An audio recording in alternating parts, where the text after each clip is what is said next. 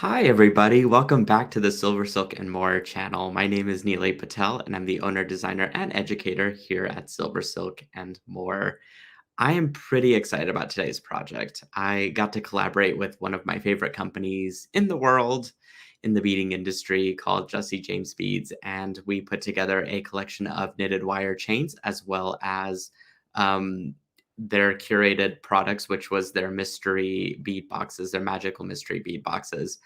This month's theme for that was Cirque, and we kind of decided to well, I didn't really pick out the color palette, but I did get to see the color palette ahead of time to be able to make the chains, and I was just floored of, like, how amazing they are able to put materials, textures, and stuff together, and so making the chains was, it was easy, it was fun, it was, I think this was really a great collaboration, and so, of course, that inspired some really fun projects for these chains and using the beads from their magical mystery box.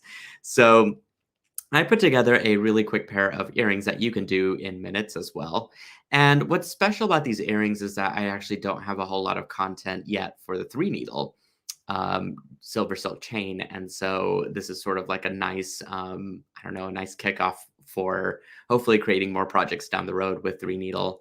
And you don't need any special findings for this design either, which is quite easy and fun, adds to it. And it's just easy to put together, what can I say? This is a live show, so I'm just gonna say hi to a few people that have tuned in as we are watching. Hi, Linda. Hi, Marianne, Stephanie, Miss Maria is in the house, Bonnie over from YouTube. Hello, ladies. Thanks for watching. If you wouldn't mind giving a quick share to your beading community or crafting community, that would be amazing. And if you're enjoying the content and want to see more from Silver Silk and More, be sure to subscribe to the channel. All right, I'm going to pan down to my work table now and show you guys what we're working with here. So this is the earring that we're going to be making. I need to make the second half of my earring with you guys. And isn't this just absolutely stunning? It's so fun. It's so flirty. And I think it really uses the three needle in the most unusual way.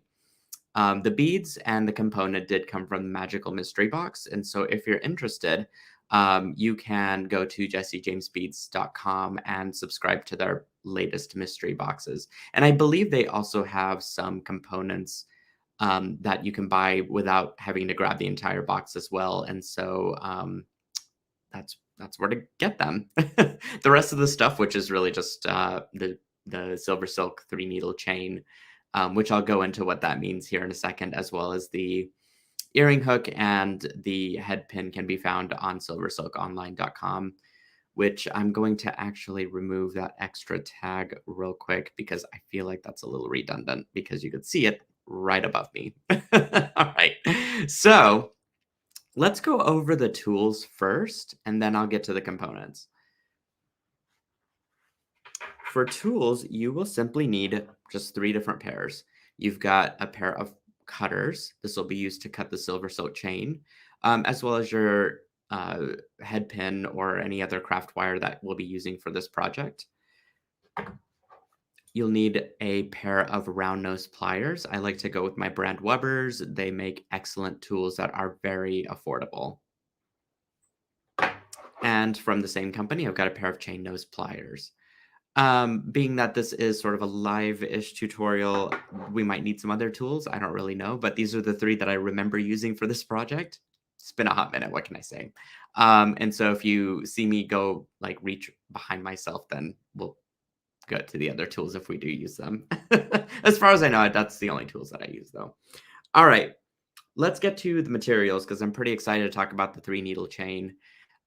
This is kind of what it's described as. So three needle, meaning three latch hook needles, are used to stitch this chain into a rope. And so you get a really thick, nice cording that's evenly stitched because it is machine stitched with the wire.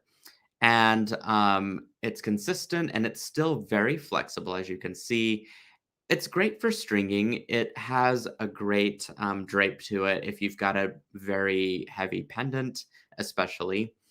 Or you can kind of leave it fun and flirty and freeform if you're making a bracelet and have a bunch of these stuck together. It kind of wraps nicely around your wrist.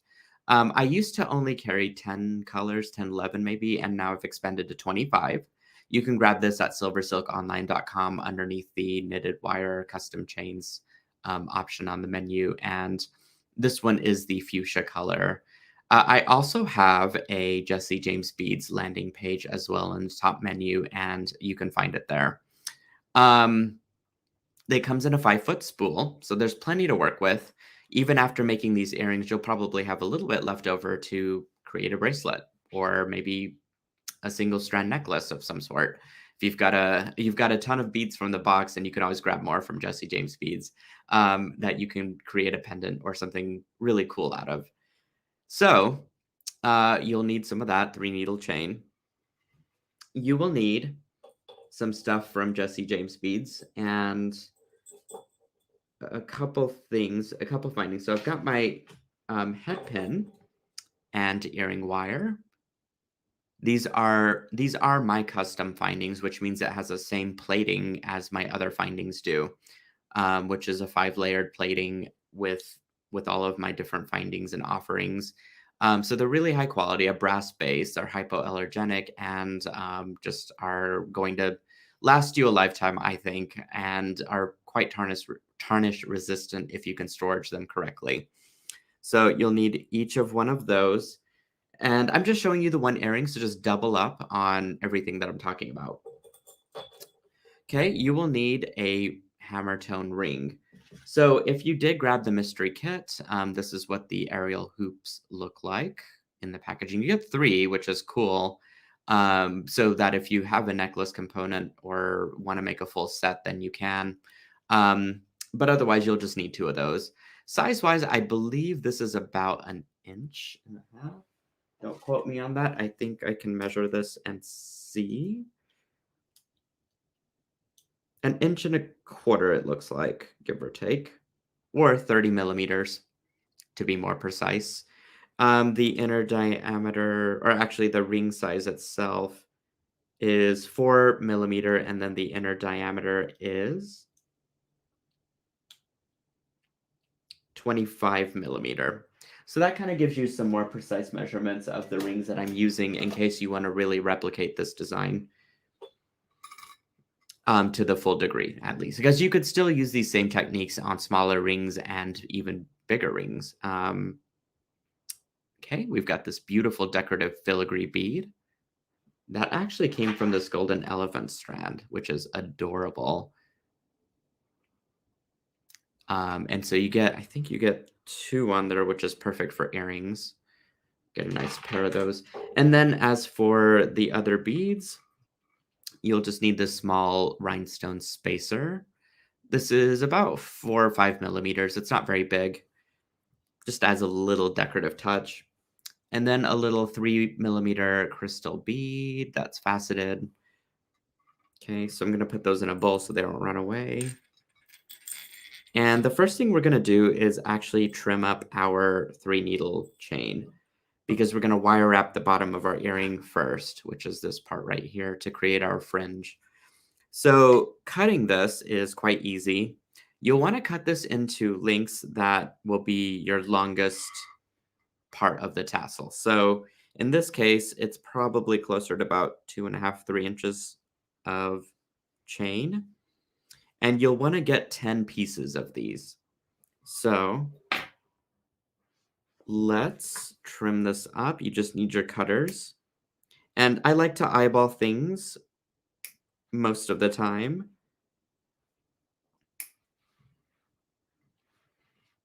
And so you'll see me just kind of cutting this as I'm putting it up against these other chains here. And you'll need 10 lengths per earring. So I've got 5. I've got 6, 7,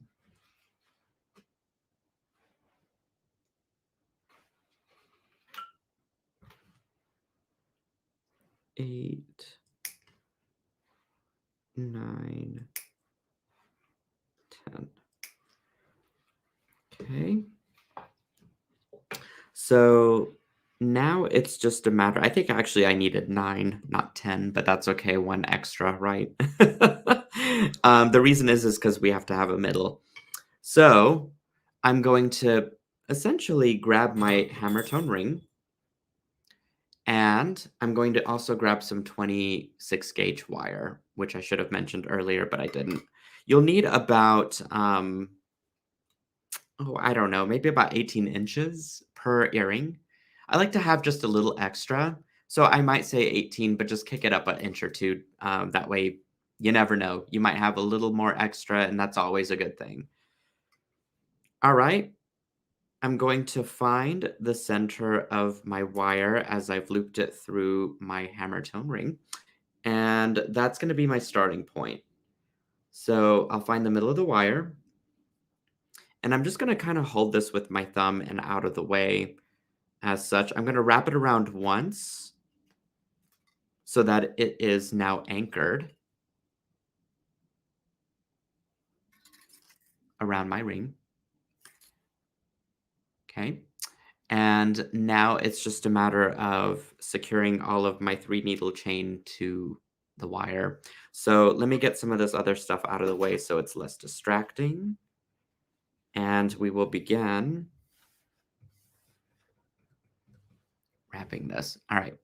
So I'm going to go ahead and line up my 3 needle chain to the wire, and it should be butted right up against that ring as we're wrapping this. And I should also mention, I think there's a back and a front side to this ring.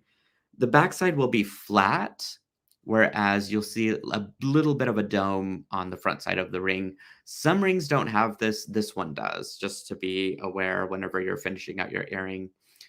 Okay, I'm going to wrap around once. You can go twice. I don't think it's fully necessary, but just the one wrap will do. And then I'm gonna kind of fold this one side over and wrap just around the hammer tone ring by itself. Okay. So the pattern goes is one wrap on the ring, one wrap over the knitted wire chain, and one wrap back on the ring. And the idea is to have that same pattern repeated throughout the one side. Since this is my middle, I'll be doing 4 on one side and 4 on the other. Now, you can't really do this with fiber, unfortunately, or even like cotton threads or anything. It's not going to lay the same. Oh, got my little wire fuzzies there. The wire offers just a whole different texture. It's a whole different animal to work with. And you get this amazing texture. And because of that knitted wire chain texture, that's what's going to really hold it in place. That's why I say if you use threads or other types of fibers, it's just going to slip right through the wire. This won't because of this really great texture that we've got with the knitted wire. So that's why I also find this project to be quite special. It's really one of a kind type of design. Okay, go ahead and start your wrapping once. Pick up another piece of fiber or 3 needle chain. I guess I probably could have cut these a little shorter now that I'm really looking at it. So if you're planning on longer tassels, go for it. However, if you wanted to cut it maybe even an inch shorter, I bet you'd save a lot more 3 needle. Just something to think about. Okay, there we go. And wrap it around. That'll complete my one.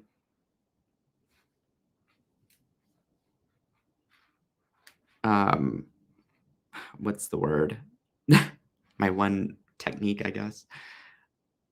Okay, I'm ready to start attaching another 3 needle chain on.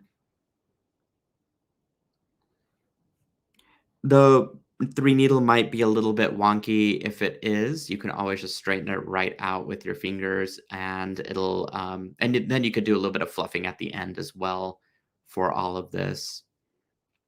It's quite supple and easy to work with, promise.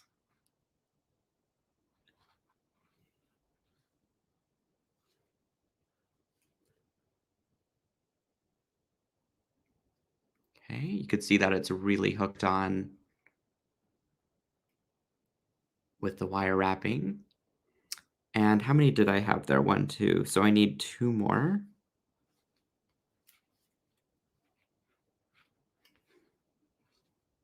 And you can really scooch all this down to get it nice and compressed. And it's just going to lay quite nicely and condense well together.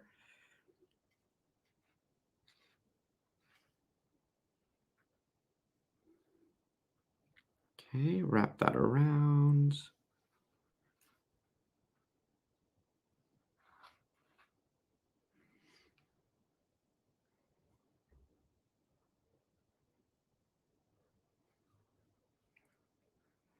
There we go. And looks like I've got one more to finish out this side.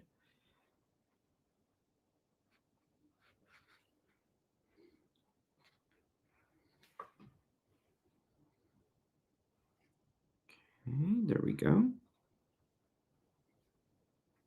And the idea here is to basically do the same with the other side. And it was important to start in the middle just so it gives you a sense of which direction you need to go for each side. And also, you have less wire to work with, and so it makes it easier to do the wire wrapping.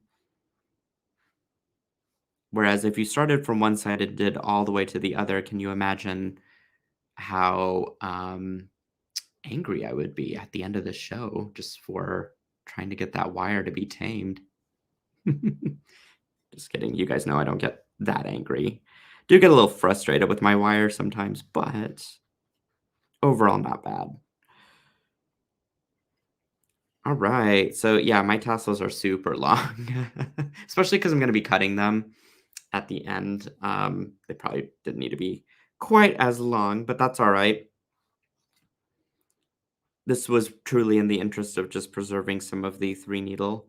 All right, I think we're ready for wrapping on the other side here. I am right-handed, by the way, and so I prefer to wrap from left to right. And so if you're left-handed, you just simply go the opposite direction with all of the wire wrapping. At the end, which I should have explained, I wrapped it about 5 times, as you can see, to kind of finish out the end. So what I'll do is I'll just simply trim this at an angle with my cutters. And I will take my chain nose pliers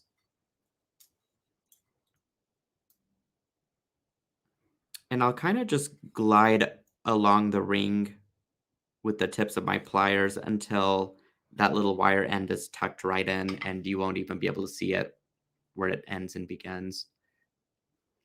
All right, so let's get this little baby wrapped up. Okay.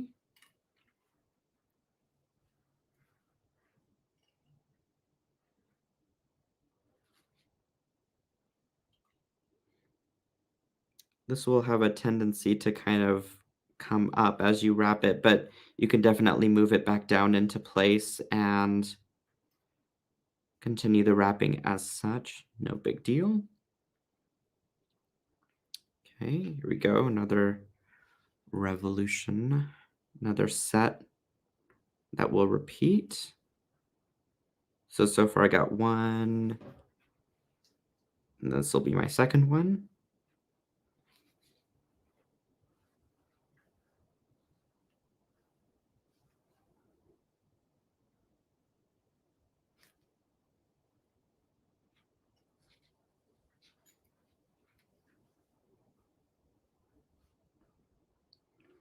Okay, and on to the third one.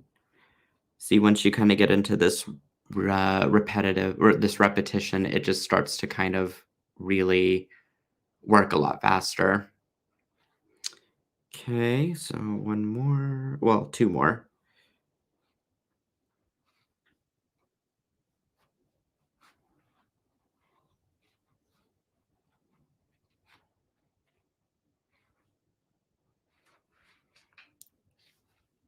Okay.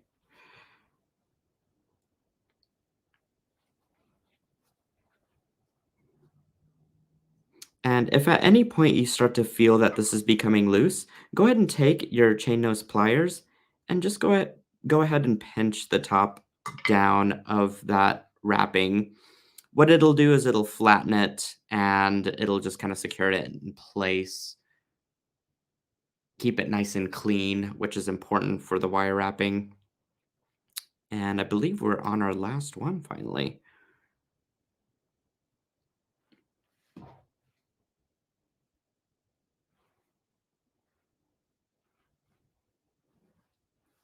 Okay,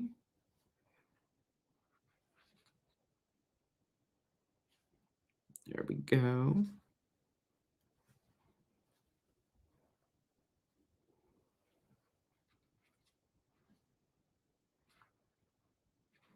Great. So now I just have to wrap it 5 times.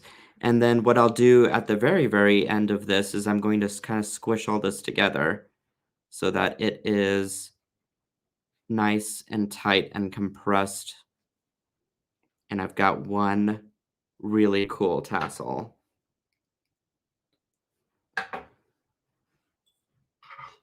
Okay, again, just let your chain nose pliers kind of glide along the ring, and you'll see that it wrapped around pretty precisely there. So I'll just basically use my fingernails to kind of compress all this to the best of my ability. And if it doesn't move, that means you've done a really stellar job, which I don't think mine is, but that's okay. I think I got it pretty close to my original pair here, actually. It's really good. And what's great about the hammer tone ring is that that additional texture adds just a little bit of grip to your wire wrapping as well. So now comes the fun part because you get to decide what shape you want your tassel to be in. You can do this any way that your heart desires. You can stagger it, leave it as is, nice and long. You can create a V shape, which is kind of what I did. You can even cut this all to be round, sort of like a fan shape. I mean, the possibilities are truly endless. In the interest of keeping my earrings consistent, I think I'm going to try and cut these the same. So let's see. And it's at this point like you're in a barber shop and you're just trimming away all of the extra hair. Oh, so in that regard, you could use your um, cutters if you wanted to cut this, or you can switch to your scissors, which I think I left mine in the other room anyway. So I'll probably have to end up using my cutters.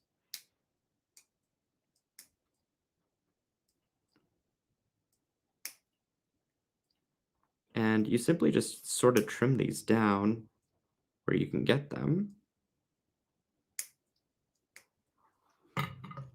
to look consistent with your other earring. This looks pretty good, so I'm just going to try and replicate it to this side.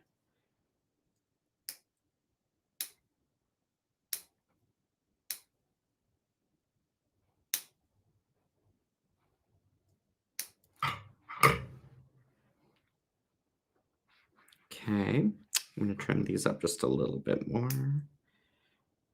Make sure not to go overboard because I've done that before. And that kind of finishes out. There's so many little wire fuzzies here, you guys. So many. Let me just dust off my little workspace. But now it's just a matter of finishing your earring however you want to. So in this case, we are going to create a little decorative bauble for the top here. So all we're going to do is grab our head pin. Okay, grab your crystal. Go ahead and thread that right on. Thread on your rhinestone, spacer, and then your bead. And I think I kind of had this cut to the length that I needed it, but you'll need about 3/4 of an inch of head pin. The reason for this is that we're going to create a gigantic loop that is going to basically be hung from the ring itself, plus the earring hook at the same time. I know, a little crazy, but hey, it works. All right, so I'm going to essentially just fold my head pin over the bead. This is gonna create the little, bend in my neck, the, what is it? The neck break, if you will, for my head pin, and then all I'm gonna do is grab my round nose pliers, make sure that there's nothing sticking up there at the top whenever I've gripped my head pin there, and then just start to roll it around. And the size of the actual it might be a little bit too big, actually, but that's okay. We can trim this off just a smidge. But the size of the loop that we're looking for should be about 4 or 5 millimeters of an inner diameter, perhaps a little bigger. So as you can see, it's a pretty big size loop. It's a little bit open right now, so what I'm going to do is take my chain nose pliers and try and work that right in as such so that they're touching a little bit better. And then I'm ready to attach my bauble onto the ring, as well as my earring hook. And then I'll just close this right up. You can do a wire wrap loop if you want to. I find that a little challenging for the components that I'm using, but this seems to kind of work out well and supports the weight of everything that it's carrying anyway. So why overcomplicate it? It's Saturday. Why overcomplicate anything? So that's my earring design using the 3 needle as fringe, which is, I think, just so fun and so different for Silver Silk and anything else that I've ever done. Kim says, cool technique. When I first glanced at the project, I thought that was seed bead fringe. Isn't that funny? No, that's just Silver Silk. What can I say? You guys, this was so much fun. I'm glad you're enjoying the project as well. I'm gonna flip myself around here, and I just wanted to say thanks for joining me on this lovely day and tutorial, and some really fun components from Jesse James Speeds and their magical mystery boxes. I'm looking forward to what we're going to be doing throughout the year as well. Um, every month there'll be a new line of Silver Silk. I was very ambitious and did 6 this time. That might not be the case for the next one because it's coming up pretty quick. But we keep things fresh and interesting here in the land of Silver Silk. Again, if you enjoyed this video, please subscribe to the channel. Tell all your bead buddies and friends, family, whoever out there that Silver Silk is amazing, and to have them tune in to the shows if you enjoy this content. With that, I will be again here next weekend doing another fabulous tutorial from the same magical mystery box and using a different type of chain from the Silver Silk collection. You can also follow me on Instagram as well. Again, thank you for joining me. I love all of you guys out there. I am behind the scenes doing all the things, and as of currently, I have got some very special Tucson boxes that I'm packing up for you guys. So stay tuned for more new things at Silver Silk and more, and I will see you again next time. Mwah! Big hugs to you out there, and I love all of you. Bye.